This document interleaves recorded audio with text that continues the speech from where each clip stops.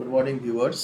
আজকে আমি যে নিউজটা নিয়ে এসেছি, কলকাতা পুলিশের ডাটা এন্ট্রি অপারেটর। এখানে Kolkata police 225 data entry operator নেবে, যেখানে এসসি এসটি এবং জেনারেল ক্যাটাগরির জন্য এজ লিমিট বলা আছে। জেনারেল ক্যাটাগরির জন্য বলা আছে 1 এপ্রিল 1984 থেকে 1 এপ্রিল 2006-এর মধ্যে জন্মগ্রহণ যারা করেছেন তারা এই কাজটার জন্য আবেদন করতে পারবেন।